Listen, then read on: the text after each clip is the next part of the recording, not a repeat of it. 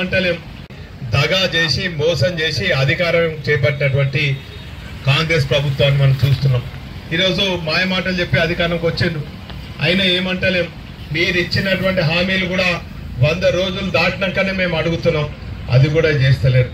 ఈరోజు అవి కూడా అమలు చేయకుండా పర్వాలేదు, కానీ ఈరోజు కాయ కష్టం చేసి రైతన్నలు పండించినటువంటి పంటలకు నీరు ఇవ్వమనే మేము అడుగుతున్నాం. మీరు ఇచ్చిన హామీలు కూడా ఇంకా సమయం ఉన్నది, మేము ఏం నిలదీస్తలేం. ఇప్పుడున్నటువంటి పరిస్థితుల్లో కాంగ్రెస్ పార్టీ కావాలని కరువు సృష్టించింది.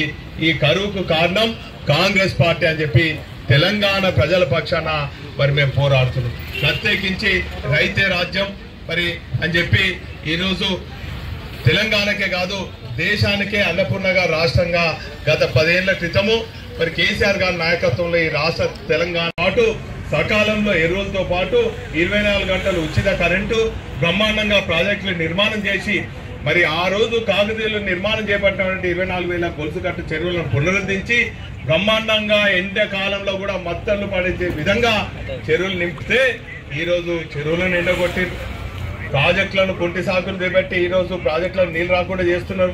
వచ్చినటువంటి నీళ్లను కూడా సముద్రం కలిసే విధంగా చేస్తున్నారు. ఈరోజు రైతాంగాన్ని మరి కష్టకాలంలో ఆదుకోవాలని చెప్పి పాపం అనారోగ్యంతో ఉన్నటువంటి కేసీఆర్ గారు కూడా గ్రామాన మండలు ఈరోజు ప్రతి ప్రాంతంలో కూడా తిరుగుతున్నారు. ఈరోజు మీ అందరు కూడా విజ్ఞప్తి చేస్తున్నా, ఈరోజు కాంగ్రెస్ పార్టీ కరువు సృష్టించి ఈరోజు రైతాంగాన్ని మరి ఈరోజు ఏడ్పిస్తుంటే మరో పక్క గులాబీ కుటుంబ సభ్యులను వారి శ్రమ కోర్చి గెలిపించినటువంటి నాయకులు 10 ఏళ్ల పాటు అన్ని రకాలుగా గులాబీ దండు వేసుకొని అన్ని రకాలుగా మరి అన్ని లాభాలు రాజకీయంగా ఆర్థికంగా లాభాలు పొంది ఈరోజు గులాబీ కుటుంబ సభ్యులకు వెన్నుపోటు పడిచి వేరే పార్టీలకు పోతున్నటువంటి పరిస్థితి మనం చూస్తున్నాం.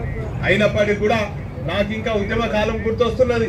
ఉద్యమ సమయంలో కూడా ఇక్కడికే వచ్చిన అప్పుడు ఏ ఎమ్మెల్యే లేడు, ఏ ఎంపీ లేడు, ఏ ప్రభుత్వం లేదు.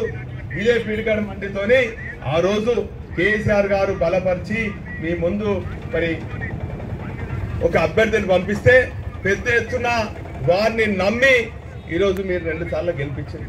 కానీ ఈరోజు మిమ్మల్ని మోసం చేసి దగా చేసి పోయినటువంటి వాళ్లకు సరైన సమయంలో సరైన రీతిలో వరంగల్ ప్రజానికం బుద్ధి చెప్తారని చెప్పి ఈరోజు నేను ఆశిస్తున్నా.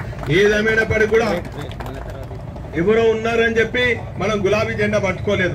రైతాంగానే కాదు, ఇటు మహిళలను మోసం చేసింది, విద్యార్థులను మోసం చేసింది, యువకులను మోసం చేసింది. ఈ రోజు ఉద్యోగుల పేరిట 20,000 ఇచ్చినాం, 30,000 ఇచ్చినాం, వాళ్ళ ఖాతాలను జమ చేసుకున్నారు. వాస్తవంగా ఎలక్షన్ కోడ్ చేపట్టి మన అభ్యర్థులకు మరి ఆర్డర్స్ ఇవ్వలేకపోయినాం. ఏదేమైనప్పటికీ కూడా ఈ రోజు తెలంగాణ ప్రజలందరూ కూడా ప్రత్యేకించి రైతాంగం అంతా కూడా కేసీఆర్ వైపు చూస్తున్నారు, గులాబీ జెండా వైపు చూస్తున్నారు. ఖచ్చితంగా ఈ రోజు మరి గులాబీ కుటుంబ సభ్యులకు విజ్ఞప్తి చేస్తున్నాను, మీరు ఎవరు కూడా అధైర్యపడొద్దు. ఖచ్చితంగా కేసీఆర్ గారి పైన ఉన్నారు. ఇక్కడ స్థానికంగా మీకు ఏ సమస్య వచ్చినా కూడా మీలో ఒక కుటుంబ సభ్యునిగా, గులాబీ కుటుంబ సభ్యునిగా, ఒక ఉద్యమకారునిగా మరి మీ వెంట ఉంటానటువంటి విషయాన్ని ఈ సందర్భంగా తెలియజేస్తున్నాను. ఈ రోజు చోటాబాయ్ బడాబాయ్ మిలాఖత్ అయినరు. ఈ చోటాబాయ్ రేవంత్ రెడ్డి, బడాబాయ్ మోడీబాయ్ ఈ రోజు ఇద్దరు మరి జోడీ కలిసి ఒకవేళ జోడీ కలపకుంటే ఈడీలను పంపించి భయభ్రాంతులకు గురి చేస్తున్నారు. ఈ రోజు మేమందరం కూడా సామాన్యులం. ఈ రోజు ఈడీలకు, సిబిఐలకు, ఐటీలకు భయపడే వాళ్ళు కాదు. ఈ రోజు మాకు ఆస్తుపాస్తులు లేవు. మా ఆస్తి అంతా కూడా ఇదే గులాబీ జెండా, ఇదే గులాబీ మార్గమని కూడా ఈ సందర్భంగా తెలియజేస్తున్నారు. ఈ రోజు ఎవరు పోతున్నారు? పార్టీ అక్రమంగా ఆస్తులు మరి కమాయించడం పోతున్నారు, అక్రమంగా పదవులు కమాయించాలని పోయేటోళ్ళు పోతున్నారు. ఈ రోజు కుటుంబ సభ్యుల పదవి కాపాడుకోవడానికి పోతున్నారు. ఇటువంటి వాళ్ళను ఖచ్చితంగా ఇంతకుముందు యాదగిరి గారు చెప్పినట్టు ప్రజలందరూ కూడా గమనిస్తున్నారు. సరైన సమయంలో సరైన నిర్ణయం తీసుకొని మిమ్మల్ని ప్రజాక్షేత్రంలో చిత్తుగా ఓడగొడతారన్నటువంటి విషయాన్ని ఈ సందర్భంగా తెలియజేస్తున్నాం.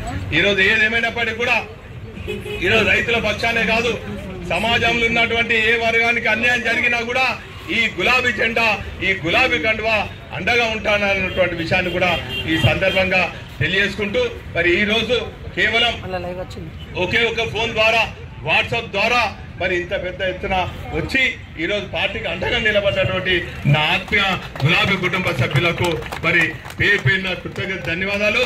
రాబోయే రోజులలో ప్రతి ఎకరాకు కేసీఆర్ గారు ఏ తీరుగైతే నీళ్లు అందించిందో ఆ ప్రతి ఎకరాకు కూడా నీళ్లు అందించే విధంగా మనం అందరం కూడా కృషి చేయాలి. ఈరోజు పల్లె పల్లె తిరుగుదాం, ప్రతి రైతు కుటుంబాన్ని కదిలిద్దాం, ప్రతి రైతు కుటుంబానికి అండగా ఉందాం. నీరు వచ్చేదానికి ఖచ్చితంగా మనం అందరం కూడా కదం కదం తొక్కుదాం. కేసీఆర్ గారి నాయకత్వాన్ని బలపడతాం అన్నటువంటి విషయాన్ని కూడా ఈ సందర్భంగా తెలియజేస్తున్నాం.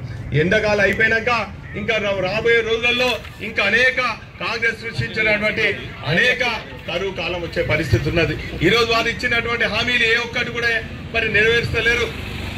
మహిళలందరూ కూడా బోర్న విలపిస్తున్నారు. ఈరోజు మనం ఇచ్చే పెన్షన్ కన్నా మరి ఎక్కువ అన్నారు. ఈరోజు మనం పంట మరి గిట్టుబాటు ధర కన్నా ఎక్కువ మరి 500 బోనస్ అన్నారు. ఆ బోనస్ ఇవ్వలేదు, సకాలంలో నీళ్ళు ఇస్తలేరు, సకాలంలో ఎరువులు ఇస్తలేరు, సకాలంలో కరెంట్ ఇస్తలేరు. నిన్న మీరు అందరూ కూడా చూసిండ్రు.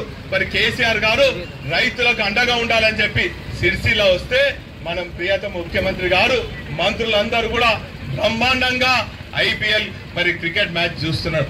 ఆ క్రికెట్ మ్యాచ్ కూడా ఏం సంతోషంగా ఉన్నది నాయనా, అక్కడ మీ ప్రభుత్వంలో కరెంట్ కట్ అయింది.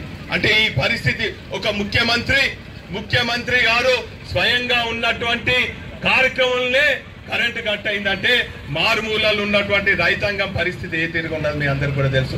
మొన్నటికి మొన్న మనము వరంగల్ పార్లమెంట్ పరిధిలో మన సమావేశం నిర్వహించేటప్పుడు కూడా హరీష్ రావు గారు వచ్చినటువంటి సభలో ఆ సమావేశంలో కూడా మీ అందరు కూడా తెలుసు కరెంట్ కట్ అయింది. మరి ఆ సభను విజయవంతం చేయాలని చెప్పి ఆ హాల్ మేనేజర్ మాట్లాడి జనరేటర్ మీద మనం సభ నిర్వహించుకున్న తప్ప కరెంట్ కట్ అయినటువంటి పరిస్థితి చూసాం. ఈ తీరుగా నిరుద్యోగ యువకులకు హామీ ఇవ్వలేదు, అమరుల కుటుంబాలకు ఏదో అన్నారు, అది చేయలేదు. ఈ రోజు 420 హామీలలో ఏ ఒక్క హామీ కూడా ఇవ్వలేదు. ఇంతకుముందు ఎవరో వక్తలు మాట్లాడారు పెద్దలందరూ కూడా కేవలం ఒకటి మహిళలకు ఉచిత RTC ప్రయాణం.